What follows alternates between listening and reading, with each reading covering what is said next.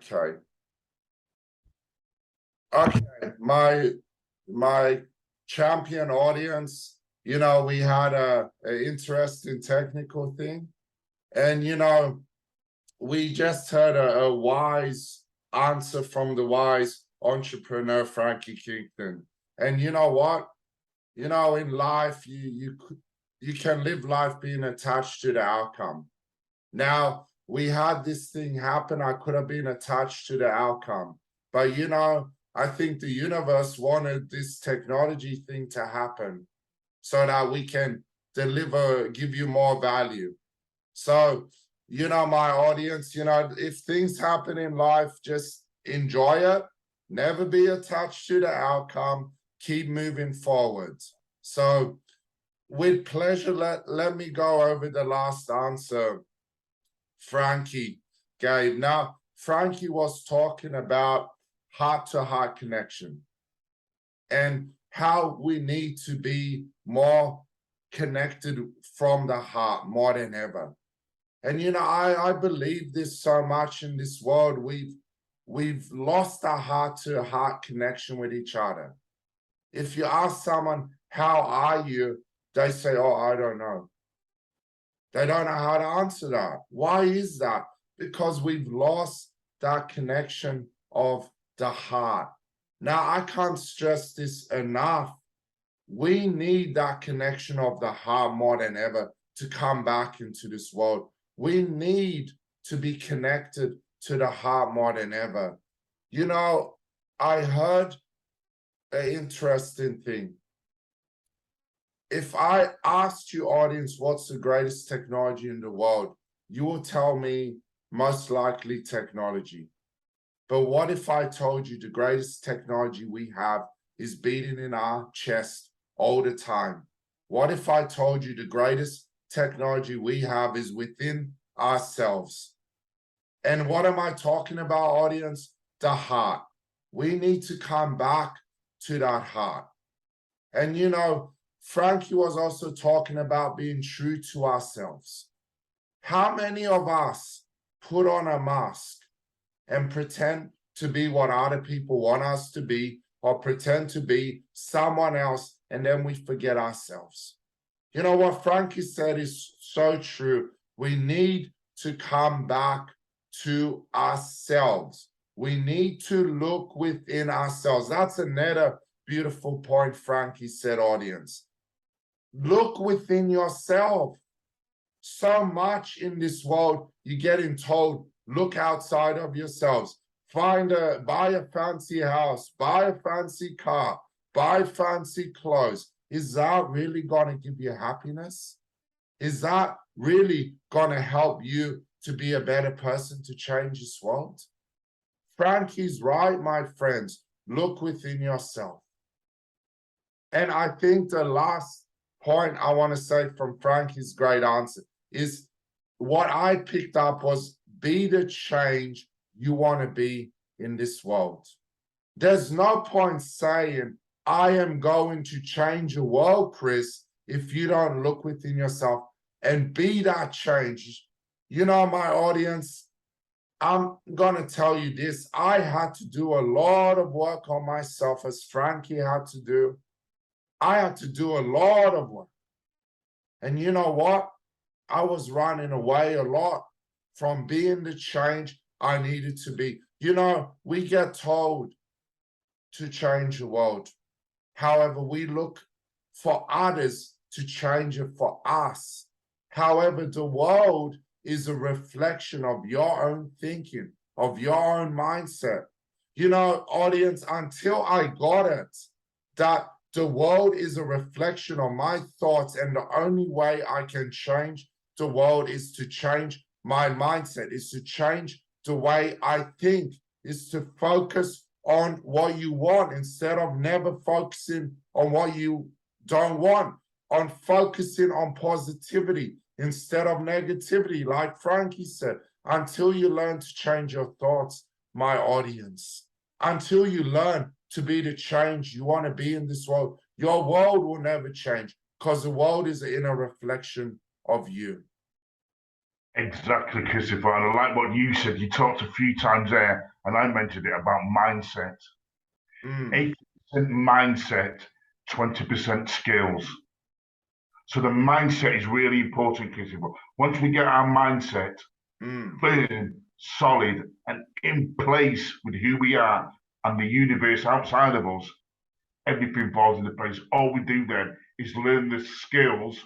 Like I'm a mentor and a coach and a public speaker, I've got to learn the skills of mentoring, coaching, and public speaking. Once I've mastered the skills, the mindset's already there. So that's where you lead to your success and your transformation of who you are. Your life and who you are is connected to the universe, Christopher. There's no separation. And people need to understand that. The oneness of my life with the environment. When we understand that on a deeper level, Christopher, that's right what you said. Our mindset, we can learn to transform, change ourselves. Because true happiness is within, not coming from without. It's in a deeper self within us. We have the whole universe in our life. When we can tap into it and understand it, we can grow into incredible people and amazing people. One person I would say to who I love for that was Stephen Hawking. Even though he had multi-neurons disease, his quote was, "I hate wasting time. I have so much I want to achieve in this world." So where does that come from, Christopher? It's got to come from within. Yeah. This is a man called Christopher. He's got multi-neurons disease. There's nothing more he can do, but it has to come from within. Yeah. So to show the power of the human spirit can change anything in the world. But like you said, Christopher, we have to change. When we change, the whole environment around us changes with us. That is a fundamental fact and law of life. It's a law of life. People need to understand that. Yeah. Thank you so much, Frankie. And audience, I really hope you're jotting this down. There's so many gold nuggets in this when you got a wise man like Frankie. I can't stress how much golden nuggets are coming out here. So, Frankie, I've got a couple more questions for you. And I feel to change your world, sometimes we got to talk about things the world doesn't want to talk about, that they want to ignore. So, I think now I want to talk about three questions. I'm going to ask you three questions, and I want to talk about these things that the world chooses to ignore. You know, Frankie, this world right now, suicide and depression is on the rise. Now, we've got so much things out there to help people, but, you know, people are still feeling lost, still feeling I don't have anything to offer this world. And this is why I believe we need to come back to the past so we can change the modern world. Now, as I said, suicide depression is on the rise. And I don't believe it needs to be on the rise. I believe we can put a stop to this.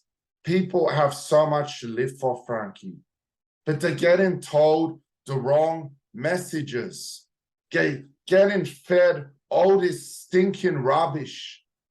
The news does nothing but show negative stuff, nothing positive. The government attempts to control. You know, so many people don't want to open up, Frankie, because they fear of being judged. And my question to you, because you've got a lot of wisdom, Frankie, you've been through tough times just like I have. So I know you've got a lot of wisdom there. What can we do to make someone feel valued? Because right now, as I mentioned before, we're more disconnected than ever. And this has to stop. We need to start connecting together. What steps or advice or what can you speak to the audience so that someone in the audience who going through it may realize they have something to live for? What words of advice or anything you can offer, Frankie? What light can you give to this world to make someone realize they are enough and they have something special to offer this world? Thank you, Christopher. Another great question, which I knew it would be, and I think it's really important that it deserves a really heartfelt answer. I honestly believe, Christopher, as well, that, and I've seen it with my family, and I've seen it, because I'm not saying that I'm some kind of superhuman person, because I'm a spiritual person. And I honestly believe spirituality came before religion. There's books on it. Spirituality came before religion. Spirituality is about humanity, humane behavior. That is what spirituality is. And unfortunately, what happens, Christopher, and this is just my opinion, I feel that sometimes through life, I talk about equilibrium. And equilibrium is about having a balanced life. But what I mean having a balanced life, sometimes we go through a lot of stuff and a lot of crap and a lot of suffering and a lot of mistakes what we made. And even though I had a lot of faith and beliefs in my life, that's what I've been brought up to believe, Christopher. It's always about what you have been brought up to believe, no matter what is going on in your life. And I honestly believe there's nothing more powerful than life experiences. Like you, Christopher, and myself, you've experienced a lot of life experiences. Yeah. Probably sadness, probably bullying, probably racism, discrimination, not feeling like we fit in, not feeling like we're worth anything. But again, Christopher, as well, you have to look, I call it the mass media. The mass media like to play on people's emotions. What you have to understand, Christopher, when I talk about equilibrium, I'm talking about a balance of suffering and pain and sadness in your life to a balance of transformation and coming out as an entrepreneur. When you've experienced the rich gamut of life and the rich gamut of human emotions, you start to understand life on a real equilibrium because you've been through it and you've experienced it, Christopher. But I just feel, unfortunately, there's a lot of people in the world. You can always blame the elites, the politicians, and the governments. But a lot of people through the world have experienced that rich gamut of human emotions in life. They haven't been through the suffering and the pain. All they've been through is success, success, success, success, going up the ladder. So they cannot relate to people like me and you suffering in life because they've never experienced it. So if they've never experienced it, these people don't know any better. What did we talk about before, Christopher? We talked about the ego. Yeah. So the ego is getting bigger and bigger now. Oh, Yeah. I'm better than everybody else. I've got all this money and riches. I'm better than everybody else because I have money and riches. But these people don't know any better, Christopher. So we've got to pray for them as well. And that's what I talked about prayer. That is what passion is.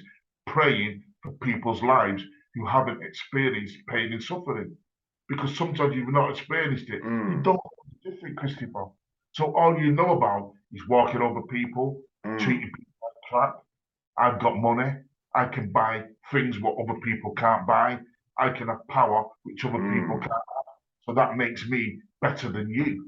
So in other words, Christopher, we cannot blame sometimes people for that because sometimes they don't know any better. You understand what I'm saying, Christopher? Yeah. So it's a very difficult question, Christopher, but that's the one I've answered with my heart. Unless you live the real life of equilibrium and they took the rough with the smooth, took the joy and the happiness, you're not going to know any different in life, Christopher. Yeah. A real distorted view on life. A real distorted view to think, I'm better than everybody else. Why? Yeah. More power and wealth and money than you. Sad. Because that's not what it's about. Yeah. And really, all what you're doing is causing your own suffering, Christopher. You know about the 7 deadly sins, what you talked about. Yeah? We experience Buddhism as well. They are there and they are real. So these people are really suffering in their own pain because they don't want to change. Because they've, oh, I've got everything, so I don't need to change. But Yeah. really, and these people can cause a lot of destruction to the world. You know, Christopher, again, it's about us and our actions and really praying for these people to say that, you know, I'm sorry that you don't know any better, but you know, you have to have a balance in life. And when we see life as distorted, we feel we can walk all over people, we feel we can people like crap. And when you think what some people do in the world, some of the atrocities, what they carry out because of their own ego and pain is really sad. And it That's has a true. real impact on the world and humanity. Because, like we say, spirituality is about living a very humane way of life. A lot of people in this world don't live a humane way of life. But we taught that. So we're here to make sure we teach people that. And the next generation are brought up with, like we talked about, humility, humbleness, compassion, respect, love, dignity. We can have pride, but we can have pride because we're proud about who we are. Not an arrogant sort of pride where we can dominate people. Just types of pride. So we have to make sure, as again, we have equilibrium on all our words and how we use them. Because sometimes, Christopher, the words that we use, we don't use them correctly. And that's what society has brought. It's like we're living in a false society, Christopher. A lot of the values what we taught are not right. No. Lots of pain and suffering. And sometimes we got to not get emotionally attached to that because it's not real. That's true. Of the people who are suffering, who want to keep us down, who don't want us to develop and come together. People don't like solidarity. It's affecting people. It's affecting the way we live. We don't want solidarity. No, that's too strong. So we have to divide and rule. And we may do that with the mass media, with governments and politics. And, you know, calling all these. It's like a chess game, isn't it, Christopher? Let's play this chess game with society and the world. But to win in the end. Who makes the moves and what moves are making. But society's becoming wise to that, Christopher, yeah? And remember, there's more people, there's more great people in this world. I honestly believe, Christopher, there's more great people in this world than bad people. That's true. Yeah. Cool. Thank you so much, the Frank. values we taught are all wrong, Christopher. Change that power. We need to change that. Exactly. Couldn't agree with you more, Frankie. Thank you so much for the answer again. So many gold nuggets in that. And, you know, to the audience, especially around suicide and depression, you know, I notice whenever you bring it up, people get very squirmish and it's like, oh, I don't want to talk about it. But, you know, audience, what I could pick up from Frankie's words of wisdom, and, you know, if we don't start coming from this, suicide and depression will never stop rising. And he mentioned about compassion. And Frankie mentioned about not coming from the ego. He mentioned compassion and without coming from ego. You see, we can't have compassion if we come from the ego. Ego doesn't have compassion. All ego cares about is itself. And, you know, to my audience, please listen to this. If you know someone that's down, you know someone that's depressed and is even contemplating, you know what, Chris, they might even be thinking, I don't want to live anymore. Please, can we never, ever place a label on them and say they're different? Let's get rid of these labels once and for all. Labels are for clothes, they're never for people. So quit putting labels on people.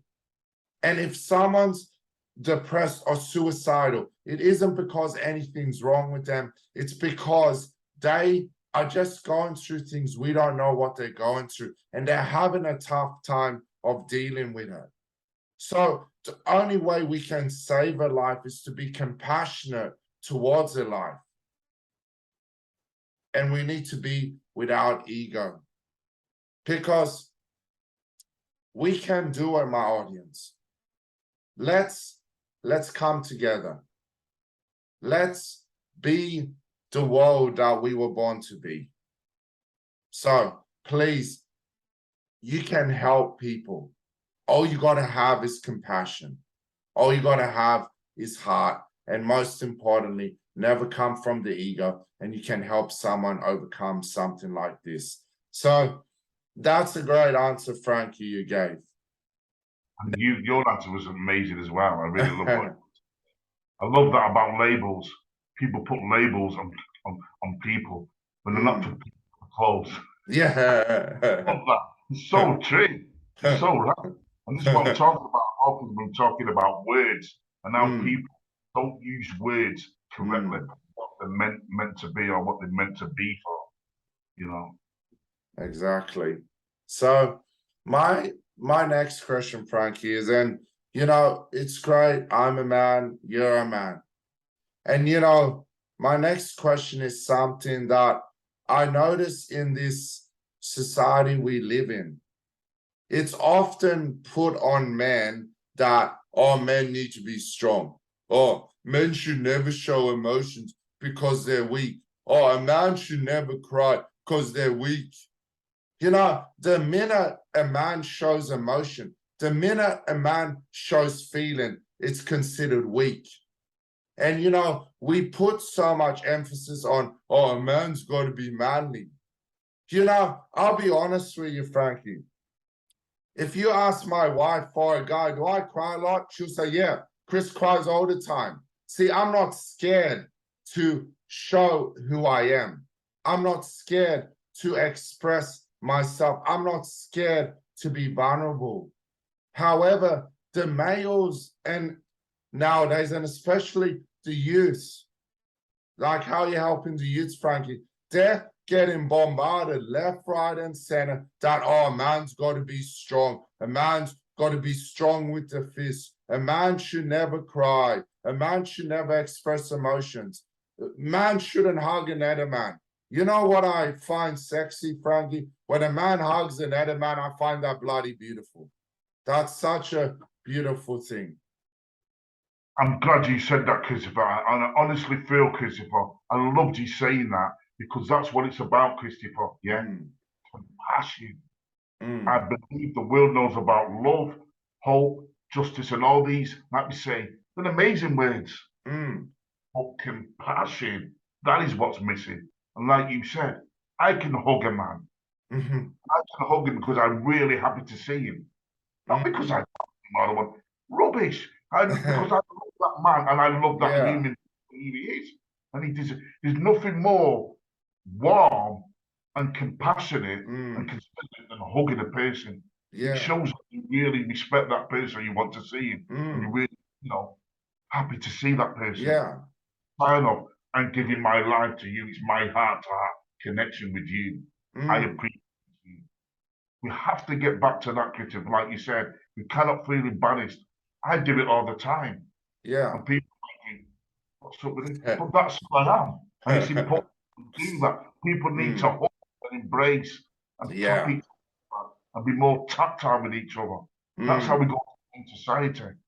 But like you said, Christopher, people think, oh, I can't do that because people think I'm a wimp. And, all these always like, oh, they might think I'm gay or they might think I'm, something up with me or I'm a softie or I'm a pansy. And all these rubbish negative words, what I call feelings, have to be more in touch with their femininity.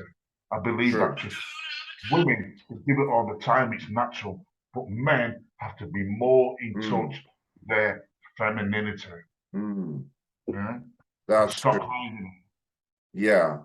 Hug and embrace someone and give someone a hug, or if you want a kiss and give him a kiss. I always kiss my granddad. Every day I kiss my granddad and give him a love and give him a hug. Oh, that's beautiful. That's what it's about. I kiss my brother every day when I see her. I kiss my brother when I see him now and again. You know what I mean? Give him a kiss. Christmas and times when we meet. That's what it's about. We Yeah. need to get, we need to do more of it, and we can't be embarrassed, because when you do that, you'll be amazed at how many people you affect do that and look at you and think, oh, what's going on there? Someone I'm trying to say, they look at it and think, but you the way that you hug. That's nice that you're hugging. Yeah. You know, and that's what we need to get back to all the time. A real Exactly. compassion for a person's life, Christopher. Hope, we have hope. We have, you know, we have all these feelings and these emotions of, you know, abundance and happiness, but compassion. And I mean a real compassion for life, Christopher, for our planet, for our plants, for our trees, for our area where we live. Yeah. A real compassion for everything around us, you know? Yeah. This is for the purpose. And I'm compassionate that it's there for. And it's a reason that it's making me happy. And it's a compassion that the world has. And we need to get back to that. We need to understand compassion. Look at Nelson Mandela, great leader, full of compassion. There's a man who's full of compassion. The leader of my organization yesterday, a man full of compassion, Daisaka Keida. Mother Teresa, full of compassion. Yeah. Great people were full of compassion. It shows that compassion, you know? But we have to put it into practice in society. People got to practice it, Christopher. That's true. That's a great answer, Frankie. Thank you so much. Again, your answers have been so insightful and so many golden nuggets. And, you know, just to the audience, I just want to quickly elaborate on what Frankie said. And, you know, Frankie's got a point. We need to come back to that compassion. We need to come back to that hugging. To the guys in the audience that are listening, you know, you need to show it in your action. So to the guys in the audience, I'm going to say this. You see a guy, he's a good friend, hug him. Who cares what people think of you? Be human. Embrace your femininity, as Frankie says. You know, to the audience, I want to share something with you. I was never like that. Because I got conditioned to believe masculinity is all, you got to be strong, a man never cries. You know, I believed that rubbish. And I let that rubbish consume me. And then, you know, I got shown what a true man really is. A true man is never scared to cry. A true man is never afraid to hug. A true man never cares what other people think.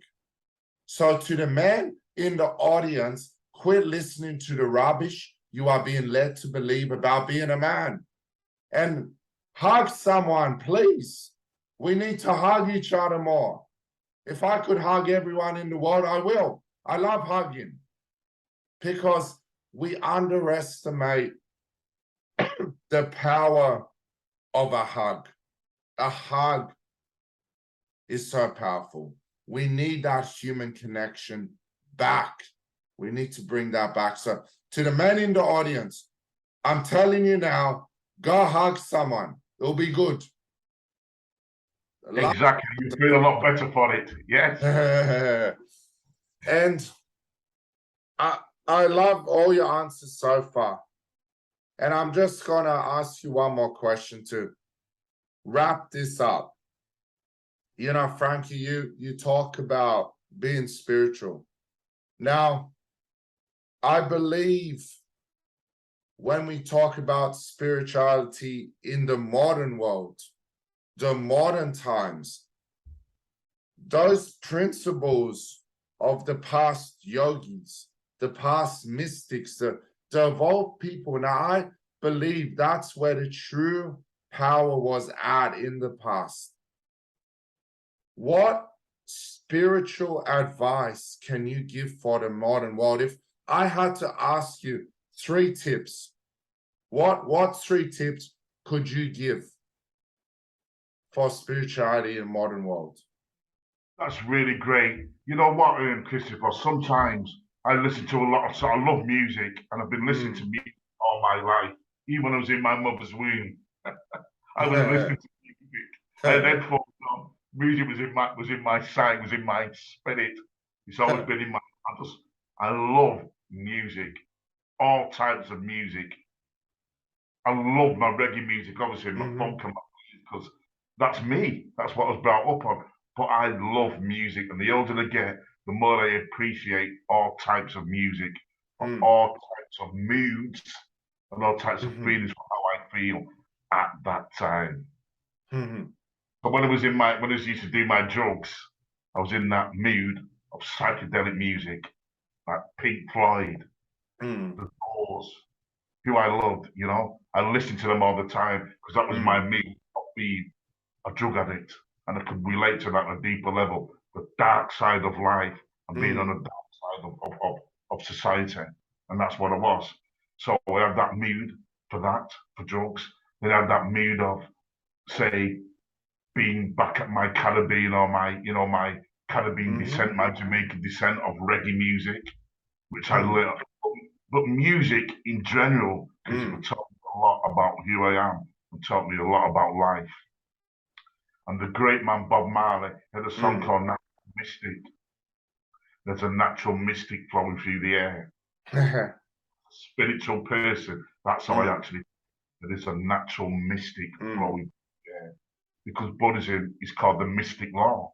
It teaches about the mystic law is a law of life where we never give in or give up.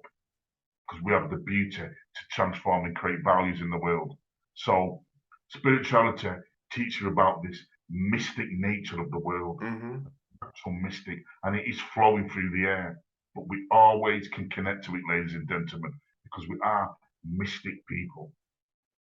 Okay, so spirituality again. I listened to another song as well by a song called Police, and they were a great band. They were did a lot of music, and it was more around reggae music.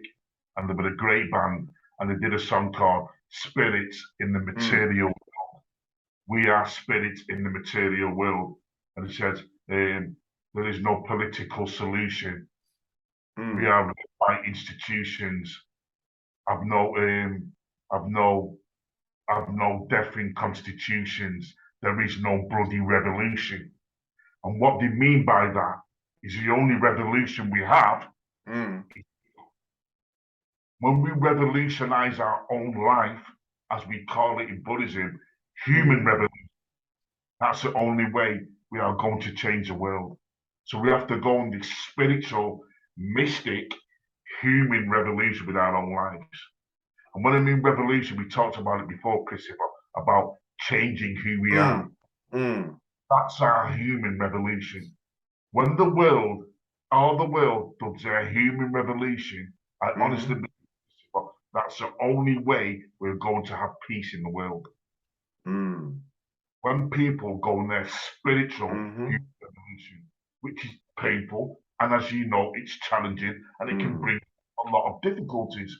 But once we do that human revolution with our own lives, in Christopher, that is when we're going to change the world. Because once we all change, the world's going to change, isn't it? Yeah. Because people are enlightened. People know what my pain and suffering is, what my unhappiness is. So I always say, guys, for us to live in a better world, we understand the mystic nature of our world, that everything around us is connected to us, and we have a responsibility for it. Revolutionize the world into a world of peace. We've got to change. Gandhi taught that. Gandhi taught that. Martin Luther King taught that as well on a deeper level. That we have to change as people. Not the world, we've got to change. When we change, the world changes because we've changed. So I think as well, kids, it's about having abundance and we can have absolute happiness or relative happiness. Absolute happiness is happy with everything in your life and everything around you. Relative happiness is being happy with your nice house, your nice car, loads of money, a great job. But is that true happiness? What do you want? Relative or absolute happiness? I want, Christopher, absolute happiness. We all have that if we take full responsibility for our lives and see what it is while we're suffering and say to ourselves, you know what? Instead of me bullying and picking on that person, maybe I might need to change. It might be me who's suffering and having all the weaknesses and difficulties in my life. Because you know, Christopher, bullies get what's coming back to them because I believe in karma. I believe what out there comes back to you. Deeds you reap are what you sow. That's true. Simple as that. So you've got to follow that. Yeah. And follow your heart with that. I'm very careful of what I do because I know it will have a negative impact back on my life. Does that make sense, Christopher? Yeah? Yeah, no, it makes perfect sense.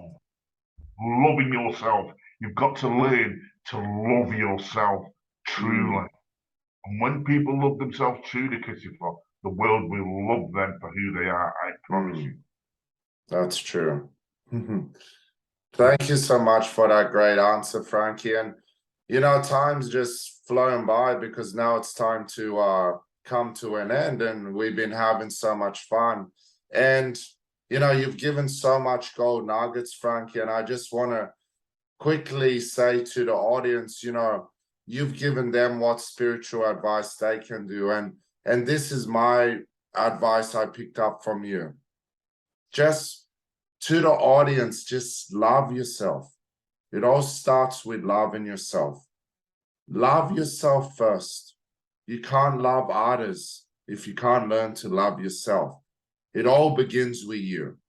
You are the change. So love yourself first.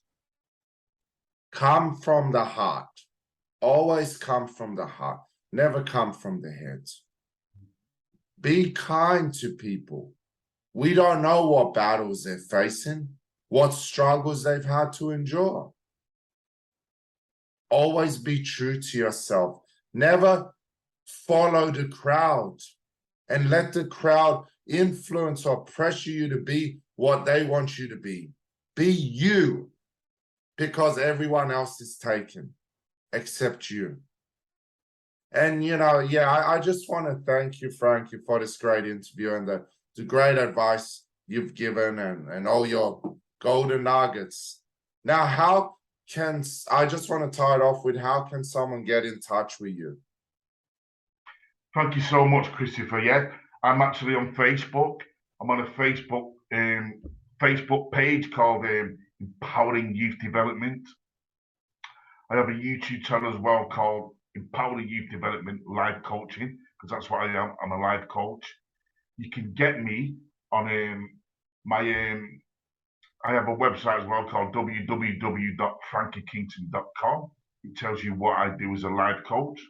And if you're interested in reading one of my books, maybe if you can sign up to that page, you will get access to one of my books. And all you do is pay for postage and packing, and I can send that out to you. So I do mentoring and coaching programs. I'm on social media, Empowering Youth Development, Frankie's Life Coaching, Empowering Youth Development as well on YouTube. You can get me on my email address is frankie.lisa.fruitfulleaders@gmail.com. So it's frankie.lisa.fruitfulleaders@gmail.com, because I'm looking for fruitful leaders, and the leaders are like our youth in society. If you can email me there, I can tell you about some of the amazing work which I'm doing with youth as a mentor and a coach. And we're looking for youth to be the leaders of the 21st century. Right now, at this age, you can transform and change the world. We're trying to approach the world in a different way. We're saying that you, as a youth, as a teenager, have all the ability to be an amazing entrepreneur and thought leader.